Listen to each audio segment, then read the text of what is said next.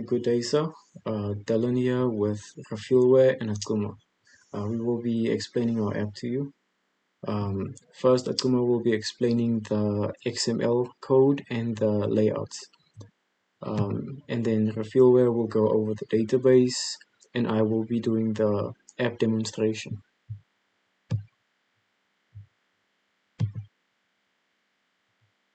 Good day, sir. Snokonog as the manual finance tracker, manual entry creates mindfulness. I'll show how we build the UI using XML layouts. Firstly, we're going to start with the login XML, activity login XML. We used root scroll view, which makes it easier to scroll on small screens. Inside, we use linear layout vertical stacks views. For the logo, we use the frame layout with the text view. We're going to go to the home XML. We use root frame layout with dark colors. Scroll view contains linear layout, vertical with 56 dp top padding for the status bar. Then we're going to go to the add transaction XML. We use the bottom sheet, which is the linear layout, vertical, add color, /surface 1 background. For the dynamic views, we built transaction rows in code, created linear layout horizontal for the row, frame layout plus gradient drawable oval, which makes the icon background. Image view uses set color filter for category color. We added text views for description, date, and amount, and the color changes for income versus expenses. Thank you, sir.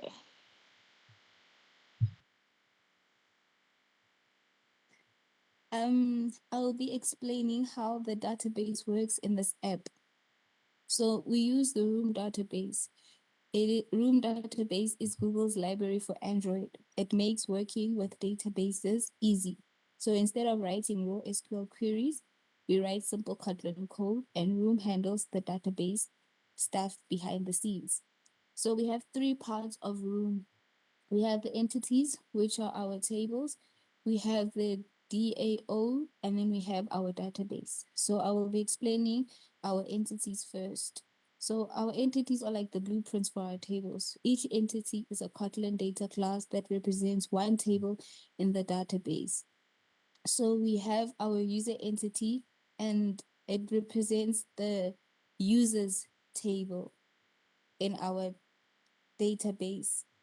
So the primary key would be our ID for the specific table in our specific entity. And then we go to the transaction entity, which stores money transactions, and the table in the database would be transactions. So the user ID field in this part is crucial. It links each transaction to a specific user. So this is how we keep data separate. When you log in, you only see your transactions and not everybody else's transactions. Then we have the budget entity, which are our spending limits. And within our database, the table name is budgets. It controls the budgets table in the database. Then we have the category entity, which controls the expense categories. And inside the database, it controls the database table categories. And then we have our monthly goal entity, which is monthly spending targets. And then the primary key is the primary key in the monthly goal entity is a combination of the user ID and the month year. So each user can have one goal per month. Yes. And then moving on to the second part of the database, which is the DAO, which stands for Data Access Object. So these are the interfaces that define how we are going to talk with the database or to the database. So we have the transaction DAO, So our key points for this one, it's the insert query, it's the update, and it's the delete. So these are simple operations that Room handles automatically. So you can insert data, you can update the data from the user, and then you can also delete any information from the user. Then we have the add query, which is a custom SQL when we need something specific. It could be the name of the user or what the user, the monthly goal of the user, so on and so forth. And then we have the database class, which is controlled by the manager. So this is the main database class that ties everything together. So every time we change the database structure, like adding a new column, we increment this number, which is version equals to 6. So Room uses it to handle database upgrades on line number 10. And then we have the repository pattern, which is the middleman. So we don't talk to the DAOs directly from our UI code, but instead we use a repository. So moving on, going to the multi-user data isolation. This is the key feature that makes the app work for multiple users. So every table has a user ID field, except the user table itself. So every query filters by user ID.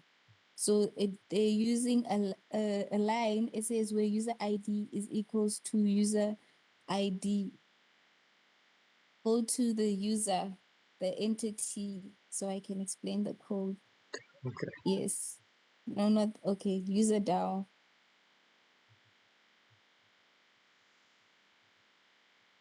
Yes, like example line 14.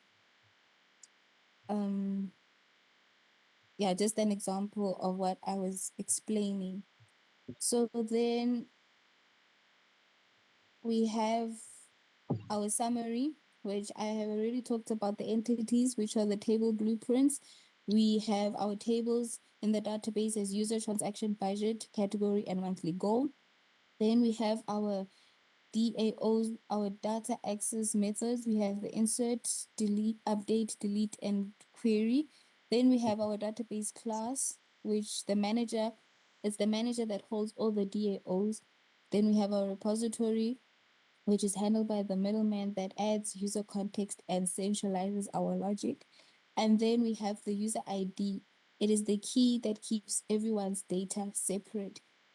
The database is the heart of our app. So it stores everything, keeps it organized, and it makes it available when needed.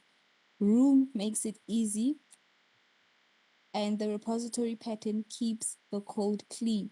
And also live data makes it reactive. The live data is the magic that auto updates the UI when data changes. Thank you. So evening, sir. I will be going over the app demonstration with you. Okay, you said to skip the login section for now, so I'm just going to start with the home screen and the functionality, and also moving on to our key features. Okay, so in our home screen um, we have a minimalistic design where we only show off what's necessary and what the user needs. No explanations. Um, just simple and straight to the point. Okay, so starting off with functionality, the transaction button, you can either choose income or expense. So let's just make an example. Um, Adding a description, then from there, how much you got paid. You can also add, you can also specify on what date this transaction happened, on what date you've been paid, or at what time. Also, you can add a picture from your gallery, or you can take one with your phone camera, just to demonstrate. Yes, and then add the transaction. As you can see, the transaction was updated. From here, we go to reports where we can uh, see what transaction has occurred. For instance, what we can see here that the the income of 15K has been recorded. Yeah, budgeting. This is where you set your monthly budgets. For instance, food and dining. Let's restrict it to like 3,000 as our goal. And then in settings, here you can see what users logged in. Also manage categories. So let's say, for instance, you wanna add categories to be more precise with where you're spending, or you can use one of the pre-built categories we have here for you. And then we have view registered users, which is password blocked. Only the admin of the app has the password, which is 555. Verify.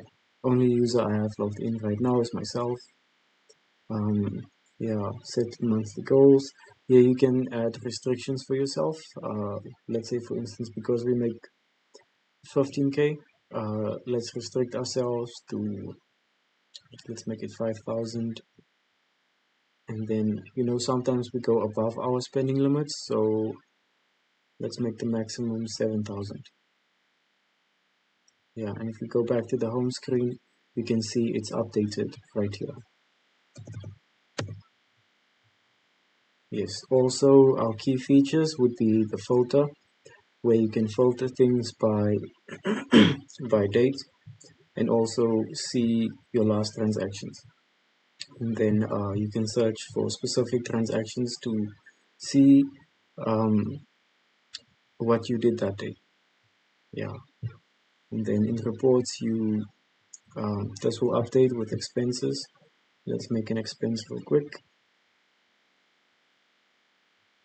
Okay, groceries.